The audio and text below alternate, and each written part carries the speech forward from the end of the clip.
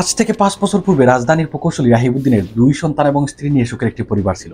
কিন্তু হঠাৎ করে এই 2 সন্তান এবং স্ত্রীর হত্যার খবর যখন নিউজে উঠে আসে, তখন পুলিশ এই ট্রিপল মার্ডারের কারণ আবিষ্কার করতে যা সামনে নিয়ে আসলো তা খুবই ভয়ঙ্কর ছিল। নিজ বাবার হাতে সন্তান, স্বামীর হাতে স্ত্রী হত্যা ঠিক কতটা হৃদয় বিদারক ছিল তা বাবার মুখ থেকেই শুনলেই বুঝতে পারবেন। একজন জুয়ারি বাবার দ্বারা এরকম হত্যাকাণ্ড সম্ভব। স্বপ্ন দেখা সহজ, কিন্তু সেই স্বপ্ন বাস্তবে রূপান্তর করার জন্য পরিবারের প্রতিটি ব্যক্তির অনেক চড়াই উতরাই পার করতে হয়। কিন্তু সেই স্বপ্ন শুধুমাত্র অনলাইন বা অফলাইন একটি ভাইরাসের জন্য যখন ধ্বংস হয়ে যাবে, তখন আপনি কি বলবেন? ভাইরাস যখন আসে তখন আশেপাশের সবকিছুই ক্ষতিগ্রস্ত হয়।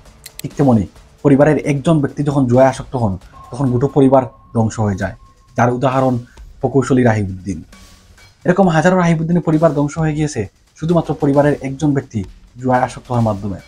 তার বাস্তব চিত্র হচ্ছেন সোহেল মিয়া, যার বয়স 28 বছর, বগুড়া শহরে বসবাস, পেশায় একজন কাঠমিস্ত্রি। 2019 সালে আইপিএলে বাজিমাত ধরে যখন ঋণগ্রস্ত হয়ে পড়েন, তখন ট্রেনের সামনে গিয়ে আত্মহত্যা করে নিজের জীবন বিলিয়ে দেন। তার আরেকটি বাস্তব উদাহরণ হচ্ছেন নাটোরের যুবক শান্ত সচিদার, যার বয়স 19 বছর, মাত্র যৌবনে পদার্পণ করেছেন, পেশায় একজন ভ্যান চালক।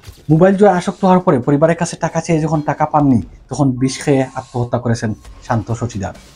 এখানে আমরা দুটি উদাহরণ দেখলাম, যেখানে দুজন ব্যক্তি এই জুয়ায় আসক্ত হয়ে তাদের জীবন বিলিয়ে দিয়েছেন। কিন্তু তাদের এই মৃত্যুর দরুন, তাদের এ ধরনের আচরণের দরুন তাদের পরিবারে কি ধরনের প্রভাব ফেলেছে তা আপনি আমি এখানে বসে হয়তো কল্পনা করতে পারবো না। 2024 সালে জুন মাসে তথ্য প্রযুক্তি প্রতিমন্ত্রী জানান, অনলাইন জুয়া আসক্ত বাংলাদেশে প্রায় 50 লাখ মানুষ, যার জন্য পরিবারগুলো ঋণগ্রস্ত, তাদের মধ্যে মানসিক টানাপূরণ এবং সংঘাত দেখা দিচ্ছে। এরকম ঘটনা প্রায়ই ঘটছে বাংলাদেশের মাটিতে, যার জন্য পরিবারগুলো তাদের সন্তানদেরকে হারাচ্ছেন। নিমিষেই একটি পরিবার ধ্বংস হয়ে যাচ্ছে। কিন্তু প্রশ্ন হচ্ছে, পরিবারের একজন ব্যক্তি জুয়ায় আসক্ত হওয়ার জন্য পরিবারের অন্যান্য সদস্যরা কিসের জন্য ভুগবেন? এটি অবশ্যই সামাজিক অবক্ষয়, কিন্তু তার জন্য দায়ী কে বা কারা তা আমাদেরকে খতিয়ে দেখতে হবে। এজন্য দায়ী কে বা কারা তা বুঝতে হলে সর্বপ্রথম আমাদের দেখতে হবে সাইটগুলো কিভাবে ব্যবহার করা হয় আমাদের দেশের মধ্যে। আন্তর্জাতিক বেটিং সাইটের লোকাল এজেন্ট, সাব এজেন্টরা বাংলাদেশে বসে এগুলো পরিচালনা করেন। অনেক ক্ষেত্রে বিপিএন ব্যবহার করে এই সাইটগুলো ভিজিট করা হয়ে থাকে। আমি এই সাইটগুলোর নাম এখানে মেনশন করব না, আমি চাই না তাদের প্রমোট করা হোক এই ভিডিওর মাধ্যমে। অনেক ক্ষেত্রে আমরা দেখতে পারি ফেসবুক, হোয়াটসঅ্যাপ বা টেলিগ্রামে গ্রুপ খুলে কিভাবে এইসব সাইট থেকে টাকা ইনকাম করা হয় তা বলা হয়ে থাকে। তাদের কাজ হচ্ছে যুব সমাজকে সেদিকে আকৃষ্ট করা। তার জন্য তারা বিভিন্ন ধরনের কৌশল অবলম্বন করে থাকেন, যেমন ফ্রি স্পিং বা সাইন আপ বোনাস। অর্থাৎ আপনি কোনো ধরনের টাকা ইনভেস্ট না করেই এই খেলায় অংশগ্রহণ করতে পারবেন এবং বড় অঙ্কের টাকা আর্ন করতে পারবেন। ঠিক একইভাবে কোনো ধরনের টাকা ইনভেস্ট না করেই শুধুমাত্র সাইন আপ করেই আপনি বড় অঙ্কের টাকা আর্ন করতে পারবেন। আর আমাদের যুব সমাজ সেই ফাঁদে পা দিয়ে থাকেন। তাদের কাছে মনে হয় আমি কোনো কিছু না করেই টাকা আর্ন করতে পারি, তাহলে কিসের জন্য সেই অ্যাপসটি আমি ডাউনলোড দিব না, সেই সাইট কিসের জন্য ভিজিট করবো না, সেই খেলায় কিসের জন্য অংশগ্রহণ করবো না। কিন্তু আপনি যখন একবার সেই খেলায় অংশগ্রহণ করবেন বা সেই সাইটে ভিজিট করবেন, তাদের অ্যালগরিদমগুলো এমনভাবে ডিজাইন করা, আপনি আর সেখান থেকে বাইর হয়ে আসতে পারবেন না। আপনি একটি মায়ার মধ্যে পড়ে থাকবেন। আপনি যখন সেই খেলায় অংশগ্রহণ করবেন, যদি কোনো কারণে আপনি হেরে যান, আপনার কাছে মনে হবে অল্পের জন্য হেরে গেছি। এই অল্পের জন্য হারটা আপনার জীবনের জন্য কাল হয়ে যাবে। আপনি আর কখনোই জয়লাভ করতে পারবেন না, আপনি আর কখনোই আপনার জীবনে ফিরে আসতে পারবেন না। এখানে খুব সুন্দর একটি উদাহরণ আমরা টেনে আনতে পারি। আমাদের দেশে গ্রাম অঞ্চলে বিভিন্ন সময় খেলাধুলার আয়োজন করা হয়ে থাকে। এসব খেলাধুলায় অংশগ্রহণ করতে হলে প্রতিটি টিমকে একটি বড় ধরনের এন্ট্রি ফি দিতে হয়। আমরা উদাহরণস্বরূপ ধরে নিলাম খেলাটি হচ্ছে ক্রিকেট, এবং এখানে অংশগ্রহণ করতে পারবে প্রায় 50টি টিম, এবং এন্ট্রি ফি হচ্ছে 5,000 টাকা। 5,000 ইন্টু 50, অর্থাৎ কত হয়? প্রায় 2.5 লক্ষ টাকা। অর্থাৎ আয়োজক কমিটি শুধুমাত্র খেলোয়াড়দের এন্ট্রি ফি বাবদ নেবেন প্রায় 2.5 লক্ষ টাকা। এখন আমাদের দেখতে হবে তাদের খরচ কত টাকা আসবে। অর্থাৎ প্রথম পুরস্কার ফ্রিজ, দ্বিতীয় পুরস্কার টেলিভিশন, তৃতীয় পুরস্কার এরকম কিছু পুরস্কার যদি দিয়ে তাদের প্রায় 1.5 লক্ষ টাকার মতো পুরস্কার দেন, তারপরও তাদের আয় হচ্ছে এখান থেকে প্রায় 1 লক্ষ টাকা। শুধুমাত্র এখানেই শেষ নয়, আমাদের আরো লক্ষ্য করতে হবে এসব খেলায় বেশিরভাগ ক্ষেত্রেই আমরা দেখতে পারি প্রথম পুরস্কার, দ্বিতীয় পুরস্কার এবং তৃতীয় পুরস্কার দাতারাই দিয়ে থাকেন। অর্থাৎ প্রায় 2.5 লক্ষ টাকাই আয়োজক কমিটি এখান থেকে লাভবান হচ্ছেন। এখানে যেভাবে ক্রিকেট খেলায় খেলোয়াড়দের সময় তাদের অর্থ এবং মস্তিষ্ককে নিয়ন্ত্রণ করছেন আয়োজক কমিটিরা, ঠিক একইভাবে জুয়া খেলায় যারা জুয়া খেলেন তাদের সময় তাদের অর্থ এবং তাদের মস্তিষ্ককে নিয়ন্ত্রণ করছেন এইসব জুয়ার আয়োজকেরা। আমরা হয়তো কখনো কল্পনা করতে পারি না। তারা আমাদের কাছ থেকে হাতিয়ে নিচ্ছেন মোটা অঙ্কের টাকা, বিনিময়ে তারা আমাদেরকে দিচ্ছেন ডিপ্রেশন, আমাদের সময় নষ্ট করছেন, আমাদেরকে একটি বড় ধরনের সমস্যায় ফেলছেন, যার জন্য আমাদের সন্তানেরা আজ পথভ্রষ্ট হয়ে যাচ্ছে। এখন অনেকে মনে প্রশ্ন থাকতেই পারে, আমাদের গ্রামে বিভিন্ন সময় ধরনের খেলাধুলার আয়োজন করা হয়ে থাকে, আমাদের সন্তানেরা তো বাজেভাবে আসক্ত হচ্ছেন না। উত্তর একদম পরিষ্কার, ক্রিকেট খেলা হচ্ছে একটি সময় সাপেক্ষ খেলা এবং এর উদ্দেশ্য সম্পূর্ণ ভিন্ন। যারা অংশগ্রহণ করেন তাদের উদ্দেশ্য হচ্ছে নিজে বিনোদন পাওয়া এবং অন্যকে বিনোদন দেওয়া। কিন্তু অপরপক্ষে যদি আমরা লক্ষ্য করি, যারা জুয়া খেলেন তাদের উদ্দেশ্য হচ্ছে অল্প সময়ে খুব বড় অঙ্কের টাকা হাতিয়ে নেয়া, যা কখনো সম্ভব নয়। অল্প সময় মোটা অঙ্কের টাকা আর্ন করতে গিয়ে তারা যে জিনিসটি হারাচ্ছেন তা হচ্ছে তাদের অর্থ, তাদের সময় এবং মানসিক যন্ত্রণায় তারা ভুগছেন। বাংলাদেশে জুয়া আইনত নিষিদ্ধ, কিন্তু অনলাইন জুয়ার জন্য আলাদাভাবে কোনো আইন না থাকার দরুন মানুষ অনলাইন জুয়া আসক্ত হয়ে পড়েছেন। বিটিআরসির শেষ তথ্য মতে প্রায় 27,000-এর বেশি অনলাইন বেটিং সাইট তারা ব্লক করেছেন। কিন্তু এর মধ্যে বেশ কিছু অনলাইন সাইট রয়েছে যা কিনা ভিপিএন দ্বারা চালানো সম্ভব, যার জন্য কার্যত কোনো উপকার হচ্ছে না। বাস্তবতা হচ্ছে ব্লক করা হচ্ছে, কিন্তু মানুষ ভিপিএন দ্বারা সেই সাইটগুলো বাইপাস করে ব্যবহার করছেন, কার্যত কোনো উপকার হচ্ছে না। আমরা যদি লক্ষ্য করি তাহলে দেখতে পারি বেশ কিছু ইনফ্লুয়েন্সাররা প্রতিনিয়তই এইসব জুয়া খেলাকে প্রমোট করে আসছেন।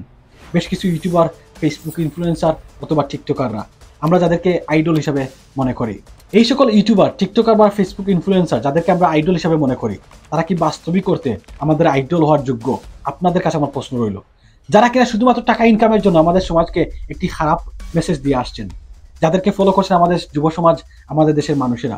বাংলাদেশের প্রেক্ষাপটে এই জুয়া খেলাকে বিস্তরভাবে ছড়িয়ে দেওয়ার জন্য যারা সবচেয়ে বেশি ভূমিকায় আছেন তারা হচ্ছেন স্থানীয় প্রভাবশালী কিছু নেতৃবৃন্দ, যারা কিনা এই জুয়া খেলাকে কেন্দ্র করে ব্যবসা করে থাকেন, এখান থেকে বড় ধরনের মুনাফা অর্জন করে থাকেন। আইনশৃঙ্খলা বাহিনীর একাংশ এবং স্থানীয় প্রভাবশালী কিছু নেতৃবৃন্দ এখান থেকে মুনাফা আদায় করেন, যার জন্য তারা কখনোই এই জুয়া খেলার বিরুদ্ধে কথা বলবেন না এবং তাদের বিরুদ্ধে অ্যাকশন নেবেন না। বাংলাদেশের প্রেক্ষাপটে কিছু বাস্তব উদাহরণ, 2019 সালে যখন কেসুনি বিরোধী অভিযান চালানো হয় তখন আমরা দেখতে পারি এখানে বেশ কিছু নেতৃবৃন্দ এবং ব্যবসায়ী জড়িত ছিলেন। প্রথম আলোর এই আর্টিকেলটি যদি আমরা লক্ষ্য করি তাহলে দেখতে পারি যুবলীগ নেতা এনামুল হক ইমরান, সম্রাট এবং খালেদ সহ প্রায় 12 জনের বিরুদ্ধে 55টি মামলা রুজু করা হয়েছিল, যেই মামলা বর্তমান সময়ে চলমান এবং বিচারাধীন রয়েছে। 2025 সালের 15 জুন যখন আদালতে মামলাটি তোলা হয় তখন সম্রাট সেখানে অনুপস্থিত ছিলেন, যার জন্য আদালত তাদের বিরুদ্ধে গ্রেফতারি পরোয়ানা জারি করেন। কিন্তু এখন প্রশ্ন থাকবে, আমাদের আদালত কিসের জন্য এই সম্রাটকে সেই সময় জামিনে মুক্তি দিয়েছিলেন? সেই সময় দেখানো হয়েছিল তার শারীরিক অবস্থার অবনতি হচ্ছে, শুধুমাত্র চিকিৎসার দোহাই দিয়ে তাকে জামিনে মুক্তি দেওয়া হয়েছিল। আর এই সম্রাট বর্তমান সময়ে আমাদের প্রশাসনের দোলাচুয়ার বাহিরে রয়েছেন। যারা আমাদের সন্তানদেরকে নষ্ট করছেন, যারা আমাদের জাতিকে নষ্ট করছেন, যারা আমাদের ভবিষ্যৎ প্রজন্মকে নষ্ট করছেন, তাদেরকে কিসের জন্য আমাদের বিচার ব্যবস্থা জামিনে মুক্তি দিবেন? এইসব ব্যক্তিরা যদি চিকিৎসা ব্যতীত মারা যান তাহলে কি আমাদের সমাজের মানবাধিকারের খুব বড় ধরনের অবক্ষয় হয়ে যাবে? যেই সব ব্যক্তির জন্য আমাদের সমাজের প্রতিনিয়তই সমাজ এবং পরিবারের মধ্যে বিশৃঙ্খলা আমরা দেখতে পাচ্ছি। মানুষ তাদের জীবন দিয়ে দিচ্ছেন এইসব ব্যক্তিদের জন্য। কিসের জন্য আমাদের সরকার, আমাদের বিচার ব্যবস্থা এইসব ব্যক্তিদেরকে জামিনে মুক্তি দিবেন? দিন শেষে এরকম প্রভাবশালী রাজনীতিবিদ, ব্যবসায়ী, ইউটিউবার, টিকটকার বা ফেসবুক ইনফ্লুয়েন্সার যাই বলুন না কেন, এসব আইডল যাদেরকে আমরা ফলো করি, তারা প্রতিনিয়তই টাকা ইনকাম করছেন আর আমাদের যুব সমাজকে, আমাদের দেশকে নষ্ট করছেন। আমরা কখনো তাদের বিরুদ্ধে আওয়াজ তুলছি না, কারণ তাদেরকে আমরা আইডল মানি। তারা তাদের সন্তানদেরকে দেশের বাইরে পাঠান শুধুমাত্র উচ্চশিক্ষা লাভের জন্য, আর আমরা আমাদের সন্তানদেরকে না পারছি ডিগ্রি শিক্ষা দিতে, না পারছি মনুষ্যত্বের শিক্ষা দিতে, শুধুমাত্র এসব করাপ্টেড মানুষের জন্য, এসব করাপ্টেড রাজনীতিবিদের জন্য, এরকম টাকালোভী সেলিব্রিটিদের জন্য। সুতরাং একজন আদর্শ মা এবং বাবা হিসাবে তাদের দায়িত্ব হচ্ছে তাদের সন্তান কখন কোথায় যাচ্ছে, কখন কি করছেন, কাদের সাথে মিশছেন, কিরূপ আচরণ করছেন, সেই দিকে লক্ষ্য রাখা। যদি আপনি আপনার সন্তানের প্রতি যত্নবান না হন, যখন আপনার সন্তান খারাপ পথে পা বাড়াবে, তার জন্য দায়ভার আপনাকেই নিতে হবে। এ ধরনের আসক্তি থেকে আমাদের যুব সমাজ, আমাদের সন্তানদেরকে কিভাবে রক্ষা করা যায় তার জন্য দুটি আকারে কয়েকটি পয়েন্ট আপনাদের সাথে তুলে ধরার চেষ্টা করব। একটি হচ্ছে পারিবারিকভাবে, একটি হচ্ছে রাষ্ট্রীয়ভাবে। পারিবারিকভাবে যেসব উদ্যোগ নেওয়া প্রয়োজন তা হচ্ছে, প্রথমত আমাদের সন্তানদের সাথে ভালোবাসা এবং সহানুভূতির সাথে কথা বলতে হবে, তাদের সাথে মিশতে হবে, তাদের সাথে নির্দিষ্ট সময় ব্যয় করতে হবে যাতে করে তারা খারাপ পথে না যান। অর্থনৈতিক নিয়ন্ত্রণ নিতে হবে, তাদেরকে সেই পরিমাণ টাকা দেওয়া যাবে না যে পরিমাণ টাকা পেলে তারা খারাপ পথে এগুবে। ঠিক একইভাবে যারা আসক্ত হয়ে গেছেন এইসব খেলাধুলায়, তাদের জন্য কাউন্সেলিং সহায়তা ব্যবস্থা করতে হবে। আর সরকারিভাবে যেসব উদ্যোগ নেওয়া প্রয়োজন তা হচ্ছে, যেসব ওয়েবসাইট জুয়ার সাথে সম্পৃক্ত সেখানে আইনি নিয়ন্ত্রণ এবং নজরদারি বাড়াতে হবে। সেই সাথে যারা এসব খেলাধুলায় আসক্ত হয়ে গেছেন তাদের মানসিক স্বাস্থ্য ব্যবস্থা নিশ্চিত করতে হবে, শিক্ষা এবং সচেতনতা নিশ্চিত করতে হবে, আর্থিক নিয়ন্ত্রণ ব্যবস্থা করতে হবে। সেই সাথে সরকারকে বিকল্প বিনোদনের ব্যবস্থা এবং কর্মসংস্থানের ব্যবস্থা করে দিতে হবে। তাহলে আমার বিশ্বাস আমাদের যুব সমাজ, আমাদের সন্তানেরা, আমাদের ভবিষ্যৎ প্রজন্মরা এ ধরনের ক্যান্সার থেকে নিজেদেরকে বাঁচিয়ে রাখতে পারবেন। আমাদের সমাজে আরও উন্নতি হতে পারবে। আমাদের সমাজে যারা এ ধরনের আসক্তিতে যুক্ত হয়েছেন তাদের পরিবারের প্রতি অনুরোধ থাকবে, আপনাদের সন্তানদের প্রতি নজরদারি রাখেন। প্রতিটি মা এবং বাবা তাদের সন্তানদেরকে মানবিক শিক্ষা, পারিবারিক শিক্ষা এবং মূল্যবোধের শিক্ষা, সেই সাথে ধর্মীয় শিক্ষায় শিক্ষিত করুন। এতে করে আমাদের সমাজকে উন্নত করা সম্ভব।